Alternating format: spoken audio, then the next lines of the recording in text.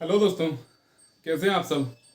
उम्मीद करता हूं दोस्तों आप सब अच्छे होंगे और अपनी पढ़ाई को पूरी मेहनत के साथ कर रहे होंगे। तो जैसा कि दोस्तों आपको पता है, अगर आप बराबर पंख मोर फैमिली के साथ जुड़े हुए हैं तो हम प्राचीन भारत के वैदिक सभ्यता, सिंधु घाटी सभ्यता, पाषाण काल से लेकर जितना भी प्राचीन भारत में दोस्तों हो सकता था, सभी पॉइंट्सों को हमने डिटेल में अच्छे से डिस्कस किया था।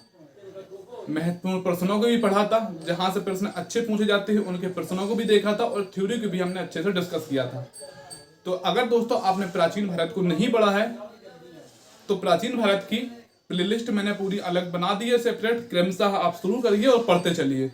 यकीनन दोस्तों आप किसी भी एग्जाम को देंगे, आपको पढ़ने में मजा आएगा और एग्जाम में जब प्रश्नों को आप सॉल्व करेंगे तो यकीनन आपको कॉन्फिडेंस आएगा कि हाँ, अब हमसे भी प्रश्न बन पा रहे हैं।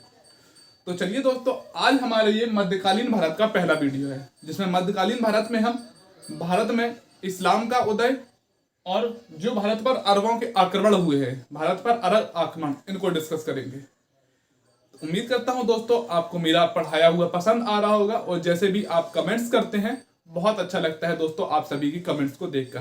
तो चलिए दोस्तों, ज्यादा बातें नहीं करते हैं, शुरू करते हैं आज की हम वीडियो को। मध्यकालीन भारत का दोस्तों यह पहला वीडियो है जिसपे हम दोस्तों भारत में इस्लाम का उदय कैसे हुआ और भारत पर अरबों के जो आक्रमण हुए हो उनको हम डिस्कस करेंगे।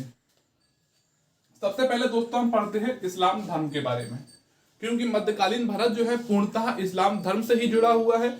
और मध्यकालीन जो भारत हम इतिहास पढ़ते हैं वो पूरा दोस्तों सल्तनत काल और मुगल काल के अंतर्गत ही आता है। इसलिए सबसे पहले इस्लाम धर्म को पढ़ना जरूरी है। जैसे कि हमने प्राचीन भारत में जैन धर्म, बौद्ध धर्म जो प्रमुख धर्म थे उनको देखा था, इसलिए मध्यकालीन भारत में दोस्तों इस्लाम धर्म को पढ़ना बहुत जरूरी है। और इससे प्रश्न दोस्तों पीसीएस वगैरह में अच्छे प्रश्न पूछे जाते हैं, सभी को डिस्कस करेंगे। चलिए देखते हैं। 7वीं शताब्दी में सऊदी अरब में 7वीं शताब्दी में सऊदी अरब में इस्लाम धर्म का उदय हुआ और 7वीं शताब्दी में ही इस्लाम धर्म का सऊदी अरब, ईरान तथा फारस वाले क्षेत्रों में इसका बहुत ज्यादा प्रसार भी हुआ। और कहीं ना कहीं इस्लाम धर्म के विस्तार या प्रसार का कारण ही था जो भारत में आक्रमण किया गया अरबों के द्वारा। इस्लाम धर्म के संस्थापक दोस्तों हजरत मोहम्मद साहब को माना जाता है। किसे माना जाता है दोस्तों? संस्थापक माना जाता है इस्लाम धर्म का संस्थापक हजरत मोहम्मद साहब को माना जाता है। अब हजरत मोहम्मद साहब के बारे में देखते हैं दोस्तों कि इन्होंने अपनी शिक्षाएं कौन कौन सी दी, शिक्षा में क्या महत्वपूर्ण है जो एग्जाम में पूछा जाता है। कि हजरत मोहम्मद साहब जिनका जन्म 570 ईस्वी में मक्का में हुआ था और जिनकी जो मृत्यु हुई थी वह 632 ईस्वी में हुई थी। 632 ईस्वी में हुई थी। हजरत मोहम्मद साहब का जन्म मक्का में कुरैश कबीले के सबसे जो कुलीन वंश था जिसका नाम था दोस्तों बनु हासिम में हुआ था। याद रखेंगे दोस्तों, हरियाणा पीसीएस में एग्जैक्ट यही प्रश्न पूछा गया था कि हजरत मोहम्मद साहब का जन्म किस वंश में हुआ था। तो किसमें हुआ था दोस्तों? एक कुरैश कबीला था जिसका सबसे कुलीन जो वंश था जिसका नाम था बनु हासिम में हुआ था। कहां पर जन्म हुआ था? मक्का में हुआ था। अब मक्का दोस्तों उस समय भी महत्वपूर्ण एक कह सकते हैं व्यापारिक केंद्र था और तीर्थ स्थल का भी केंद्र था, जो कि वर्तमान में भी है। क्यों है दोस्तों? कि मक्का में काबा अवस्थित है जो कि प्रमुख मुस्लिम तीर्थ स्थल है। इसके बाद में हजरत मोहम्मद साहब के पिता का नाम जो था वह दोस्तों अब्दुल्लाह था तथा माता का नाम आमिना था। क्या नाम था दोस्तों? आमिना था। इनका विवाह 25 वर्ष की आयु में खदीजा नामक एक स्त्री से हुआ था। किससे हुआ था? खदीजा से हुआ था। इनको ज्ञान की हजरत मोहम्मद साहब को ज्ञान की प्राप्ति दोस्तों जो हुई थी वह मक्का से थोड़ी ही दूर एक गार है दोस्तों, जो मुस्लिम शब्द है गार, जिसे गुफा कहते हैं। एक गार ए हिरा, एक गुफा में हजरत मोहम्मद साहब को जिब्राइल के द्वारा अल्लाह की शिक्षा को प्रदान किया गया था। किसके द्वारा? अब दोस्तों आपको लग रहा होगा कि जिब्राइल कौन है।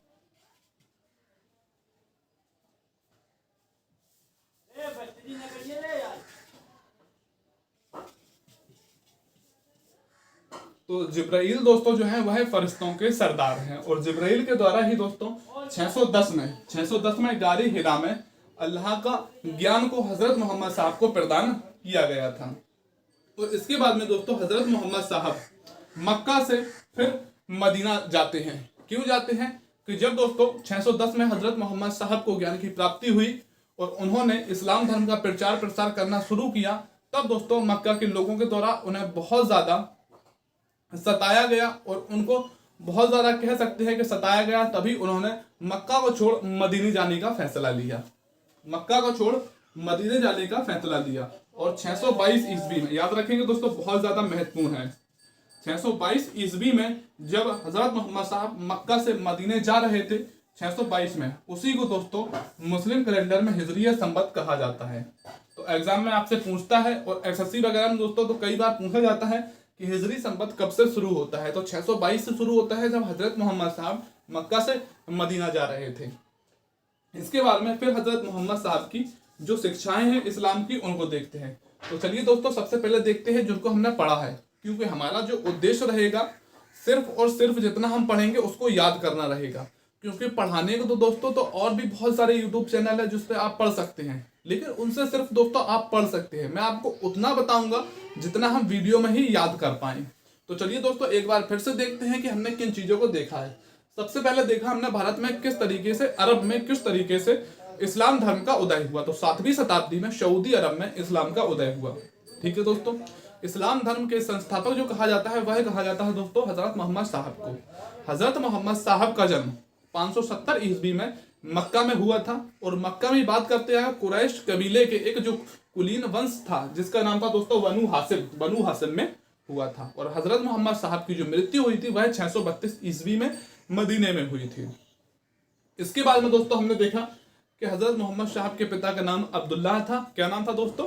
हजरत मोहम्मद साहब के पिता का नाम अब्दुल्लाह था, माता का नाम दोस्तों आमिना था। और इनका जो विवाह हुआ था वह 25 वर्ष की आयु में खदीजा नामक एक स्त्री के साथ इनका विवाह हुआ था। इसके बाद में दोस्तों 622 ईस्वी में हजरत मोहम्मद साहब जब मक्का के लोगों द्वारा बहुत ज्यादा सताया जाता है तो यह मक्के से मदीने जाते हैं। और मक्के से मदीने की अगर दूरी बात करते हैं हम तो वो 280 मील है दोस्तों। और उस समय आप समझ सकते हैं कि जो सऊदी अरब है पूरा रेगिस्तानी एरिया है और मक्के से जो मदीने की दूरी है वो 280 मील है। और मक्के से मदीने पैदल यात्रा करना भी दोस्तों एक बहुत बड़ा जोखिम भरा काम था। लेकिन फिर भी मक्के से मदीने जाते हैं और फिर मदीने में जाके हजरत मोहम्मद साहब इस्लाम धर्म का प्रचार प्रसार करते हैं। और लोगों के द्वारा भी दोस्तों मदीने के लोगों के द्वारा भी हजरत मोहम्मद साहब का पूर्णतः स्वागत किया जाता है और वहां पर इस्लाम धर्म का फिर प्रचार होता है। इसके बाद में दोस्तों 622 में हिजरी संवत अब हजरत मोहम्मद साहब के द्वारा शिक्षाएं दी गई जो कि इस्लाम की प्रमुख शिक्षाएं हैं। इस्लाम धर्म की अगर हम बात करते हैं कि जानकारी का प्रमुख स्रोत एक कुरान और दूसरा हदीस है। क्या है दोस्तों? कुरान और हदीस है। क्योंकि इनकी जो शिक्षाएं हजरत मोहम्मद साहब की कुरान, जिसे हजरत मोहम्मद साहब को आप ऐसे दोस्तों समझ सकते हैं कि इस्लाम में या फिर अल्लाह के द्वारा जितने भी पैगंबरों को उतारा गया है सब पे कोई ना कोई पुस्तक जो है वो उतारी गई है। इसलिए हजरत मोहम्मद साहब पर भी अल्लाह ने एक पुस्तक को उतारा है जिसका नाम है कुरान। इसके बाद में दोस्तों जो हदीस है, हजरत मोहम्मद साहब के द्वारा जो जीवनी रही है, जीवनी के हजरत मोहम्मद साहब के द्वारा जो उपदेश दिए गए हैं उनको हदीस में लिखा गया है। और हदीस को अमल करना जितने भी जो मुसलमान हैं उनका फर्ज है दोस्तों। और इसी के साथ ही हदीस में और कुरान में जो फर्ज बातें बताई गई हैं वह दोस्तों सबसे पहले हर मुसलमान को कलमा पढ़ना चाहिए, दिन में 5 बार नमाज पढ़नी चाहिए, रमजान में एक माह की रोजे रखना फर्ज है, ज़कात। अब दोस्तों इस्लाम धर्म में ज़कात देना फर्ज है। और ज़कात क्या है? जो आपके पास माल है या जो धन है, धन का 2.5% गरीबों में यतीमों में बांटना ही दोस्तों ज़कात कहलाता है। ज़कात क्या है? इस्लाम धर्म में 2.5% जो दिया जाता है टैक्स स्वरूप तो नहीं कह सकते हैं, अपनी इच्छा से दिया जाता है, उसे हम ज़कात कहते हैं। यह एक दोस्तों धार्मिक कार्य। इसके बाद में अपने संपूर्ण जीवन में हज करना, यानी कि जो मक्का या मदीना का यात्रा करना उसे दोस्तों हज कहते हैं। हज करना भी फर्ज है। यह दोस्तों 5 जो है वो शिक्षा है, कलमा, नमाज, रमजान, और ज़कात और हज। इसके बाद में दोस्तों फिर आते हैं दोस्तों जब 632 में मोहम्मद साहब की जब दोस्तों मृत्यु हो जाती है, इसके बाद में शुरू होता है इस्लाम धर्म में खलीफा का पद। अब बात करते हैं तो इस्लाम धर्म में दोस्तों 4 खलीफा रहे हैं, हजरत अबू बकर सिद्दीक, हजरत उमर, हजरत उस्मान और हजरत अली। याद रखेंगे दोस्तों, पूछा जाता है इस तरीके से कि इनमें से कौन इस्लाम धर्म के खलीफा नहीं रहे हैं। तो देखते हैं दोस्तों, सबसे पहले जो खलीफा है वह है दोस्तों अबू बकर सिद्दीक। अबू बकर सिद्दीक, हजरत अबू बकर सिद्दीक। दूसरे हैं दोस्तों हजरत उमर, तीसरे हैं हजरत उस्मान और चौथे हैं दोस्तों हजरत अली। इस्लाम धर्म में यह दोस्तों 4 खलीफा रहे हैं और इन्हीं 4 खलीफा के द्वारा मोहम्मद साहब की मृत्यु दर इस्लाम धर्म का प्रचार प्रसार किया जाता है तथा उसको नियंत्रित किया जाता है। अब दोस्तों इसके बाद में हम देखते हैं इस्लाम धर्म में ही शिया और सुन्नी को। यह शिया और सुन्नी का दोस्तों बहुत बड़ा एक मुद्दा है जो कि वर्षों से चला आ रहा है, क्योंकि एग्जाम में आपको मेंस वगैरह में पूछ लेता है या फिर आपको इंटरव्यू के टाइम में भी पूछ लेता है कि शिया और सुन्नी को में क्या अंतर है। तो कोई दोस्तों ज्यादा अंतर नहीं है, आपको सिर्फ इतना बताना होगा शिया और सुन्नी में क्या अंतर है कि जो सुन्नी है वो हजरत मोहम्मद साहब को मानते हैं और जो शिये हैं वो हजरत मोहम्मद साहब से ज्यादा हजरत अली को मानते हैं। लेकिन दोस्तों अगर वास्तविक स्वरूप देखा जाए तो इस्लाम धर्म के जो संस्थापक हैं, जो पैगंबर हैं, वह हजरत कौन है दोस्तों? हजरत मोहम्मद साहब हैं। और हजरत मोहम्मद साहब के दोस्तों दामाद थे हजरत अली। कौन थे दोस्तों? दामाद थे हजरत अली, क्योंकि हजरत मोहम्मद साहब की पुत्री जिनका नाम था फातिमा, फातिमा का जो विवाह होता है वह होता है दोस्तों हजरत अली के साथ। अब दोस्तों जो शिये है वो हजरत अली को हजरत मोहम्मद साहब से ज्यादा मानते हैं, इसलिए वो दोस्तों शिये कहलाते हैं। और सुन्नी जो है हजरत मोहम्मद साहब को ही मानते हैं। यह दोस्तों बेशक अंतर है, और ज्यादा अगर डिटेल में अंतर की बात करें तो दोस्तों काफी फिर अंतर आ जाता है। हजरत मोहम्मद साहब के द्वारा जो बातें बताई गई हैं, जो जिन पर अमल करना हर मुस्लिम एक व्यक्ति का जो कह सकते हैं कि फर्ज है, वो दोस्तों सुन्नी कहलाते हैं। जो हजरत मोहम्मद की शिक्षाओं पर चलते हैं और जो हजरत अली की शिक्षाओं पर चलते हैं वह दोस्तों शिये कहलाते हैं। इसके बाद में दोस्तों हम देखते हैं भारत पर अरब आक्रमण को। हमने देखा भारत में इस्लाम का किस तरीके से उदय हुआ अरब में, फिर अब हम देख रहे हैं इस्लाम का भारत में किस तरीके से उदय हुआ। क्योंकि दोस्तों कहीं ना कहीं भारत पर आक्रमण करने का जो उद्देश्य रहा था अरबों का, वह था भारत में इस्लाम धर्म का प्रचार प्रसार करना। महमूद गजनबी के देखेंगे आक्रमण की बात कि उनका धन लूटना उद्देश्य था और इस्लाम धर्म का प्रचार करना। मोहम्मद गौरी का भी उद्देश्य दोस्तों इस्लाम धर्म का प्रचार ही करना था, क्योंकि उनके साथ अरब से बहुत सारे विद्वान भी भारत में आए थे जो कि इस्लाम धर्म का प्रचार करते थे। भारत पर अरबों का आक्रमण, भारत में अरबों का आक्रमण दोस्तों किस तरीके से हुआ और क्यों हुआ। सबसे पहले देखते हैं भारत पर अरबों का जो आक्रमण होता है वो होता है 636 ईस्वी में। बंबई में एक दोस्तों जगह है जिसे कहते हैं थाना। क्या है दोस्तों? थाना। जब अरब में हजरत उमर का शासन चल रहा था, उसी टाइम पे दोस्तों 636 में बंबई पे आक्रमण होता है थाना वाले क्षेत्रों में। इनका दोस्तों अरबों का। लेकिन दोस्तों यह दोस्तों हो जाता है असफल। क्या होता है? असफल रहता है। इसके बाद में अरबों के द्वारा 637 में, हालांकि फारस भारत का हिस्सा नहीं था, लेकिन दोस्तों राज्य विस्तार को लेकर 637 में फारस पर अरब का आक्रमण होता है और फारस पर अधिकार कर लिया जाता है 637 में। अब दोस्तों जब अरबों के द्वारा फारस पर अधिकार कर लिया जाता है तो उनकी उत्सुकता और बढ़ती है फिर इस्लाम धर्म के प्रचार को लेकर। इसलिए दोस्तों 711 में, हालांकि ऐसा नहीं है कि अरबों के भारत के साथ इससे पहले संबंध नहीं थे, संबंध थे दोस्तों, लेकिन जो आक्रमण की बात करके भारत के प्रदेश को जीता तो 636 में दोस्तों नहीं जीता गया था। 637 में जब फारस को अरबों के द्वारा जीता गया, तब उत्साहित फारसियों के द्वारा ही 711 में उबैदुल्लाह के द्वारा, इसमें दोस्तों उबैदुल्लाह के नेतृत्व में भारत पर आक्रमण किया गया। उबैदुल्लाह के नेतृत्व में भारत पर आक्रमण किया गया और यह भी दोस्तों असफल रहता है। इसके बाद में अंततः होता है 712 में। ज्यादातर दोस्तों सभी को यही पता होता है और आप भी इसको याद रखेंगे, यही पूछा जाता है के 712 में अंतिम स्वरूप मोहम्मद बिन कासिम, याद रखेंगे बहुत ही इंपॉर्टेंट नाम है। 712 में मोहम्मद बिन कासिम के नेतृत्व में सिंध पर सफल आक्रमण पहला होता है और सिंध को मोहम्मद बिन कासिम के द्वारा जीत लिया जाता है। 712 ईस्वी में मोहम्मद बिन कासिम के नेतृत्व में पहला सफल आक्रमण होता है और उसे जीत लिया जाता है। और मोहम्मद बिन जो कासिम है ईरान के शासक थे जिनका नाम था दोस्तों अल हज्जाज। क्या नाम था? ईरान के शासक थे जिनका नाम था अल हज्जाज। ईरान के शासक थे अल हज्जाज। अल हज्जाज के कहने पर मोहम्मद बिन कासिम एक कुशल सेना नायक था, इसलिए अल हज्जाज के द्वारा मोहम्मद बिन कासिम को सिंध पर आक्रमण करने के लिए भेजा जाता है। उन सभी बातों को दोस्तों हम डिस्कस करेंगे कि मोहम्मद बिन कासिम को क्यों भेजा गया, तो आखिर भारत पर आक्रमण करने की क्या वजह रही। सिंध के शासक थे जिनका नाम था दोस्तों दाहिर। याद रखेंगे दोस्तों, इंपॉर्टेंट है, पूछा जाता है कि मोहम्मद बिन कासिम ने सिंध के किस शासक को पराजित किया था। मोहम्मद बिन कासिम ने 712 में सिंध पर आक्रमण किया, उसे जीता। और दाहिर जो था दोस्तों एक ब्राह्मण वंशीय शासक था, क्योंकि सिंध में जो था एक ब्राह्मण वंश का शासन था और दाहिर ब्राह्मण वंशी शासक था। ब्राह्मण वंश की अगर हम बात करते हैं संस्थापक कौन थे, तो वह थे दोस्तों चच। ब्राह्मण वंश के सिंध में जो संस्थापक थे वह चच। चच के पुत्र का नाम था दोस्तों दाहिर। क्या नाम था? चच के पुत्र का नाम था दाहिर, जो कि एक ब्राह्मण वंशीय शासक थे। और मोहम्मद बिन कासिम के द्वारा राओर के युद्ध में, क्या नाम है दोस्तों? राओर का युद्ध।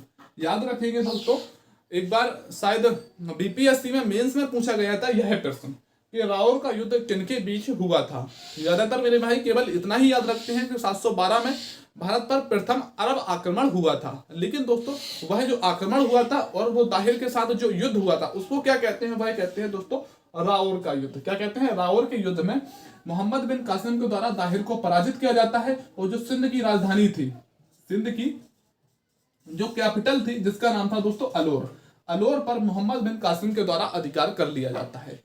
अगर बात करें दोस्तों हम कि भारत पर प्रथम मुस्लिम सफल आक्रमण कब किया गया था, तो वह 712 ईस्वी में किया गया था। भारत पर प्रथम मुस्लिम सफल आक्रमण कब किया गया था? 712 ईस्वी में मोहम्मद बिन कासिम के नेतृत्व में किया गया था, जिसमें राओर के युद्ध 712 में सिंध के शासक दाहिर, जो कि दोस्तों एक ब्राह्मण वंशी शासक थे, उनको पराजित किया जाता है और सिंध की राजधानी अलोर पर अधिकार कर लिया जाता है। और 463 करीब 463 वर्षों तक जो सिंध है दोस्तों वह रहता है अरबों के अधिकार में। अंततः होता क्या है कि 1175 में मोहम्मद गौरी आने वाले वीडियो में दोस्तों हम जब भारत पर तुर्की आक्रमण को पढ़ेंगे उसमें हम देखेंगे मोहम्मद गौरी के द्वारा किए गए युद्धों को। 1175 में मोहम्मद गौरी के द्वारा सिंध पर आक्रमण किया जाता है और फिर सिंध जो है मोहम्मद गौरी के अधिकार में आ जाता है। अब तो दोस्तों देखते हैं कि आखिर जो अरबों का आक्रमण हुआ था, युद्ध करने का क्या कारण था और उनकी जो सफलता हुई इस युद्ध में, सफल क्यों हुए? क्योंकि दोस्तों जब मेंस में लिखने को आता है, मेंस में आखिर लिखने के इसलिए आएगा क्योंकि यह जो भारत पर अरबों का आक्रमण है प्रथम मुस्लिम सफल आक्रमण है भारत पर। ठीक है दोस्तों, और इसके जो परिणाम हमें देखने को मिलते हैं, जब हिंदू और मुस्लिम दो जब संस्कृतियां आपस में मिलेंगी तो इसके बहुत सारे परिणाम देखने को मिलेंगे और भारत और अरब के संपर्क बढ़ेंगे, व्यापार भी बढ़ेगा। और जब एक क्षेत्र को जीत लिया जाता है उसके बाद दोस्तों लगातार कई युद्ध होने लगते हैं। इसी स्वरूप हम देखते हैं महमूद गजनबी को देखते हैं दोस्तों, मोहम्मद गौरी को देखते हैं, फिर दोस्तों मुगल होते हैं। इसी के तरीके से यह क्रम दोस्तों चलता रहता है। अगर हम बात करते हैं युद्ध करने का कारण क्या था, कि दोस्तों जो सिंध के शासक थे दाहिर के द्वारा ईरान के शासक, थोड़ी सी दोस्तों कहानी है, आप सुन लेंगे तो आपको याद रहेगा कि आखिर युद्ध करने का या आक्रमण करने का जो अरब लोग थे उनका भारत पर क्या कारण था। ईरान के शासक अल हज्जाज थे, जब जहाज गुजरात वाले तट पर व्यापार के इरादे से आए तो दोस्तों होता क्या है कि दाहिर के द्वारा उन पर आक्रमण किया जाता है और उनको लूट लिया जाता है। जब अल हज्जाज के द्वारा मुआवजा चुकाने को कहा जाता है दाहिर से, तो दाहिर मुआवजा नहीं चुकाते हैं और क्रोधित होकर अल हज्जाज मोहम्मद बिन कासिम को दोस्तों आक्रमण करने के लिए भेजते हैं। क्यों भेजते हैं दोस्तों? कि मोहम्मद बिन कासिम एक कुशल सेना नायक था। यह दोस्तों रहा युद्ध करने का कारण। अब बात करते हैं सफलता का कारण क्या रहा। क्योंकि दोस्तों जो सिंध पर जो ब्राह्मण वंशी जो वंश था, एक शांति प्रिय कुशल वंश था। अपने राज्य क्षेत्र में ही यह वर्षों से शासन करते आ रहे थे। इनका क्षेत्र विस्तार का कोई उद्देश्य नहीं था। इसलिए भी दोस्तों ब्राह्मण वंशी जो वंश था वह कैसा था, एक शांति प्रिय वंश था, शांति प्रिय वंश था। इसलिए दोस्तों इनको सफलता मिली अरबों को। दूसरा, इस्लाम धर्म के प्रचार में एक नारा है जिहाद का। अब दोस्तों जिहाद क्या है? जिहाद जो है दोस्तों कि इस्लाम धर्म के प्रचार के लिए क्षेत्रों को जीतना और लोगों को इस्लाम धर्म में परिवर्तित करना ही दोस्तों जिहाद है। अब जिहाद का नारा भी दोस्तों उस टाइम पे काफी प्रमुख था और इस्लाम धर्म के प्रचार को लेकर भी लोगों में जुनून भरा हुआ था और इसलिए भी इनको सफलता मिली। और दोस्तों उस टाइम पे कई सारी क्षेत्रीय राजवंश थे। शासकों में भारतीय राज्यों में एकता नहीं थी। अगर एक राजवंश दोस्तों किसी विदेशी शक्ति का आक्रमण का सामना कर रहा है तो दूसरा राजवंश उसके लिए उसका साथ देने के लिए नहीं आता था। यह भी एक प्रमुख कारण था, क्योंकि जो दाहिर है उनको असफलता मिली। कई दोस्तों कारण है, लेकिन बेसिकली आपको थोड़े ही याद रखने हैं। क्योंकि जैसे कि ब्राह्मण वंशी जो वंश था एक शांति प्रिय वंश था। अरब जिहाद के नारे के साथ चलते थे। इस्लाम धर्म का प्रसार करना भी भारत में एक प्रमुख कारण था। क्या था दोस्तों? इस्लाम धर्म का प्रचार करना भी एक प्रमुख कारण था। इसके बाद में दोस्तों अब दोस्तों क्या हुआ कि रावल का युद्ध हो चुका था। अब दोस्तों क्या हुआ कि सिंध को जीत लिया गया। अब सिंध को जीतने के बाद क्या परिणाम आए? परिणाम की बात करते हैं हम, राजनीतिक परिणाम। क्या प्रभाव देखने को मिले, क्या परिणाम निकले? राजनीतिक प्रभाव की बात करते हैं तो भारत और जो अरब थे, राजनीतिक जीवन में हमें ज्यादातर परिवर्तन देखने को नहीं मिलता है। क्योंकि अरबों की राजनीतिक व्यवस्था भारत के देखते उतनी उच्च कोटि की नहीं थी और अरबों ने भारत की राजनीतिक व्यवस्था से सीखा था। बात करते हैं हम धार्मिक जीवन की। धार्मिक जीवन में हमें दोस्तों बहुत सारे बदलाव देखने को मिले। धार्मिक जीवन जहां भारत में एक और हिंदू धर्म वर्षों से दोस्तों चला आ रहा था, उसी के साथ लोगों ने इस्लाम धर्म के बारे में भी सीखा। अब जब दो संस्कृतियां अलग अलग बिल्कुल, एक और मुस्लिम संस्कृति एक और हिंदू संस्कृति, जिनको वर्षों से मेल नहीं हुआ था, जब वो दो संस्कृति एक साथ मिलती हैं तो बहुत सारे परिवर्तन आते हैं। धार्मिक जीवन की अगर हम बात करते हैं तो सिंध में इस्लाम धर्म का प्रचार हुआ। इस्लाम धर्म का प्रचार हुआ और सिंध के जो लोग थे, स्त्रियां थी, स्त्रियों के साथ जो अरब आक्रमणकारी थे या व्यवसायी थे, उन्होंने सिंध में बसना शुरू किया और उनके साथ विवाह किया। परिणाम स्वरूप हुआ क्या, लोगों को इस्लाम धर्म में परिवर्तित किया गया और स्त्रियों से जो मुस्लिम व्यापारी आक्रमणकारी जो लोग थे उनसे विवाह करने के लिए विवश किया गया। तो दोस्तों हुआ क्या, हिंदू और मुस्लिम हमें फिर यहाँ पर विवाह देखने को मिलते हैं। हिंदू महिलाओं के साथ मुस्लिम विवाह हुए और दोस्तों हुआ क्या, अंततः सिंध में एक मुस्लिम साम्राज्य का विस्तार हो गया। संपूर्ण मुस्लिम जो क्षेत्र सिंध था मुस्लिम क्षेत्र बन गया। तभी हम देखते हैं कि सिंध पर जो मुस्लिम आबादी है वह बढ़ने लगती है। इसके बारे में हम देखते हैं सामाजिक परिणाम क्या निकलते हैं या सामाजिक प्रभाव क्या होता है। सामाजिक परिणाम की अगर हम बात करते हैं तो सामाजिक परिणाम में जैसे कि दोस्तों भारत में गुलाम बनाने की जो प्रथा थी वह दोस्तों खत्म हो चुकी थी। फिर दोस्तों अरबों के आक्रमण के बाद जो गुलाम बनाने की प्रथा का जो उदय हुआ वह दोस्तों किनके द्वारा हुआ, वह दोस्तों अरबों के द्वारा ही हुआ। और समाज में जैसे कि मैंने फिर से बताया कि समाज में स्त्रियों के साथ जबरन मुस्लिम व्यापारियों के साथ या आक्रमणकारियों के साथ विवाह करवाया जा रहा था ताकि ये इस्लाम धर्म ज्यादा से ज्यादा क्षेत्रों में विस्तारित हो सके। आर्थिक जीवन की बात करते हैं तो सर्वप्रथम 712 ईस्वी में सर्वप्रथम 712 ईस्वी में लोगों पर, हिंदू लोगों पर या ब्राह्मणों पर जो जजिया कर लगाया गया था, किसके द्वारा लगाया गया था, मोहम्मद बिन कासिम के द्वारा लगाया गया था। याद रखेंगे दोस्तों, जजिया कर से बहुत ज्यादा प्रश्न पूछा जाता है। सर्वप्रथम जजिया कर किसने लगाया था, तो सर्वप्रथम जो जजिया कर 712 में लगाया था तो मोहम्मद बिन कासिम ने लगाया था। किसने? मोहम्मद बिन कासिम ने सर्वप्रथम जजिया कर को लगाया था। यह रही दोस्तों हमारी भारत पर अरबों का आक्रमण। इससे ज्यादा दोस्तों पढ़ने की जरूरत नहीं है। अब एक नोट लिखा है, याद रखेंगे, इंपॉर्टेंट है और पूछा जाता है कि मुल्तान में एक मार्तंडीय मंदिर है। क्या है दोस्तों? मुल्तान में एक मार्तंडीय मंदिर है जिसको विध्वंस जो कराया था या जिसको नष्ट किया था वह मोहम्मद बिन कासिम ने ही दोस्तों इसको नष्ट कर दिया था। और इस युद्ध की या फिर भारत पर अरबों के आक्रमण की जानकारी हमें किससे प्राप्त होती है? अगर दोस्तों देखेंगे विभिन्न इतिहासकारों के मत देखेंगे तो अरब आक्रमण जो हुआ था प्रथम सफल अरब आक्रमण 712 ईस्वी में, उसमें भी इतिहासकारों के मतभेद हैं। कई इतिहासकार कहते हैं कि 711 ईस्वी में हुआ है और कई इतिहास कहते हैं 712 ईस्वी में हुआ था। लेकिन दोस्तों आपको याद रखना है और एग्जाम में जो टिक करना है वह 712 ही टिक करना है। 712 में प्रथम अरब मुस्लिम सफल आक्रमण हुआ था।